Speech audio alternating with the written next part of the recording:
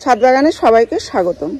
তো বন্ধুরা, আজকে স্পাইডার প্লান্ট এবং পান্ডানাস গাছ নিয়ে কিছু কথা বলবো, যে এই গাছের যত্ন আমরা কিভাবে করব, কি খাবার দেব, কোথায় রাখবো, যাতে করে সারা বছর এই গাছগুলো ভালো থাকে। দেখুন, এখানে যে গাছগুলো রয়েছে এগুলো হচ্ছে পান্ডানাস গাছ, অনেকটা স্পাইডার প্লান্টের মতোই দেখতে। কারণ নার্সারি থেকে যখন আমি প্রথম নিয়ে আসি তখন কিন্তু আমাকে স্পাইডার প্লান্ট বলেই বিক্রি করেছিল, পরে দেখলাম এটা পান্ডানাস গাছ। আর এদিকে যেগুলো রয়েছে এই যে এই গাছগুলো হচ্ছে স্পাইডার প্লান্ট। তো এখানে দুই রকম প্রজাতির গাছ রয়েছে, এই যে এক প্রজাতি রয়েছে, আর এটি দেখুন, দেখলেই বুঝতে পারছেন যে এটা একটা আলাদা একটা প্রজাতির। তো এই প্রজাতির যে দুই রকম যে প্রজাতির গাছগুলো, এই গাছগুলো কিন্তু শীতকালে নষ্ট হয়ে যাবে না, কারণ কিছু পাতা নষ্ট হবে, কিছু পাতা শুকিয়ে যাবে, হলুদ হয়ে যাবে, সেগুলো পরিষ্কার করে ফেলতে হবে। আর বাকি গাছগুলো ভালোই থাকবে, এরকমই হেলদি সুস্থ থাকবে, সামান্য গ্রো করবে, অল্প গ্রো করবে, শীতকালে সেভাবে গ্রো করে না। আর আরেকটি যে প্রজাতি রয়েছে সেটা কিন্তু একেবারেই শুকিয়ে যাবে শীতকালে। এই যে এই প্রজাতি, এই যে হলুদ হয়ে শুকাতে শুরু করে দিয়েছে, তো এটা হচ্ছে শীতকালে একেবারেই শুকিয়ে যাবে, তাই এই গাছে কোনো রকম খাবার দেওয়া যাবে না। শীতের পরেই আবার গ্রো করা শুরু করবে, তখন আবার খাবার দেওয়া যাবে। এই 1 মাস 1.5 মাস পর পর আপনারা খাবার দিয়ে দেবেন। এই আরেকটি রয়েছে, দেখুন, এটা অনেকটাই স্পাইডার প্ল্যান্টের মতো দেখতে, এটাও কিন্তু এটার নাম হচ্ছে বর্ডার গ্রাস।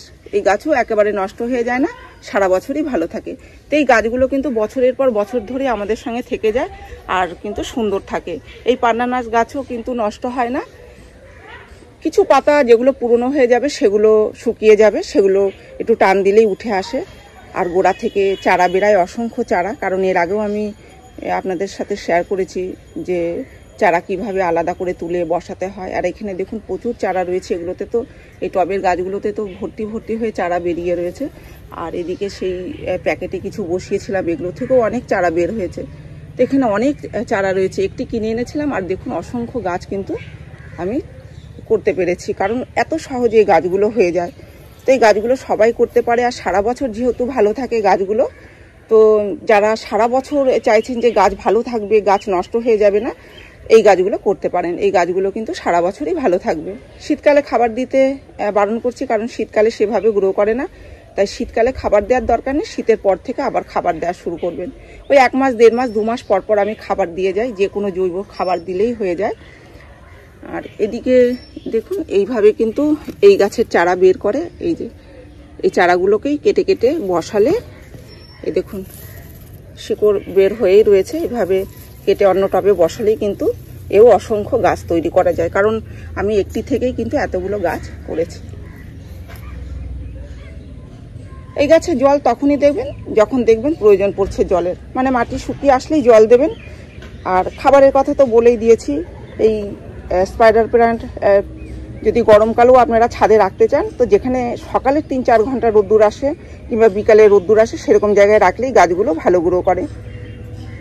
ইনডোরের গাছ ঘরে নিয়েও রাখা যায়, তবে এই পান্ডানাস গাছ কিন্তু ইনডোরের না, এ কম রোদ্দুরে গ্রো করবে।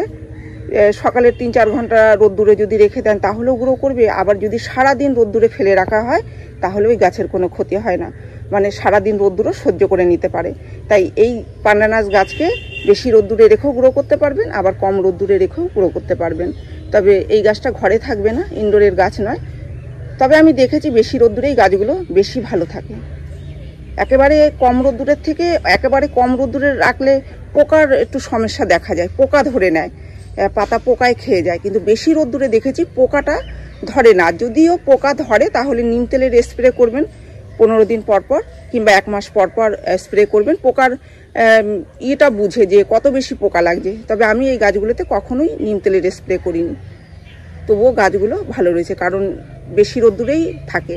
কারণ অনেক গাছ রয়েছে যেগুলো কম রোদ্দুরে রাখতে হয়, কিন্তু এই গাছগুলো দেখেছি যেহেতু বেশি রোদ্দুরে রাখলেও গ্রো করে, তাই বেশি রোদ্দুরে এই গাছগুলোকে রেখে দিয়েছি। তো এইভাবে একটু যত্ন করবেন, দেখবেন কত ভালো গাছ হচ্ছে। খুব বেশি তো যত্নের কথা আমি বলিনি যে অনেক যত্ন করতে হবে, কারণ খুব কম যত্নতেই কিন্তু এই গাছগুলো এত ভালো হয় আর সারা বছর ভালো থাকে, বছরের পর বছর ধরে আমাদের সাথে থেকে যায় এই গাছগুলো। মাটি তৈরি করাও খুব একটা যে অনেক কিছু মিশিয়ে মাটি তৈরি করতে হবে এরকম নয়, মাটির সাথে কিছুটা বালি আর কিছুটা জৈব সার মিশিয়ে বসালেই এই গাছগুলো হয়ে যায়।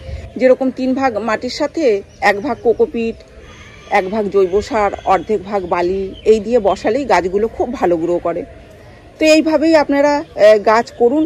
এই গাছগুলোর ক্ষেত্রেও কিন্তু এই একই রকমভাবে মাটি তৈরি করে বসান, তাহলেই দেখবেন। শুধু পার্থক্য এটা একটু কম রোদ্দুরে রাখলে ভালো গ্রো করে, কারণ এই স্পাইডার প্ল্যান্ট গাছকে কিন্তু সারাদিন যদি আমরা রোদ্দুরে রাখি তাহলে এই গাছগুলো ভালো গ্রো করবে না। পাতা জ্বলে যাবে, হলুদ হয়ে যাবে, সবুজ থাকবে না, দেখেই বুঝতে পারবেন যে গাছের কতটা ক্ষতি হচ্ছে। তো এই ছিল আজকের ভিডিওটি আমি এখানেই শেষ করছি। যদি ভিডিও ভালো লেগে থাকে তাহলে একটি লাইক করবেন, কমেন্ট করে জানাবেন, আর চ্যানেলটিকে সাবস্ক্রাইব করবেন। আপনারা গাছ লাগান, ভালো থাকুন, সুস্থ থাকুন। দেখা হবে পরের ভিডিওতে।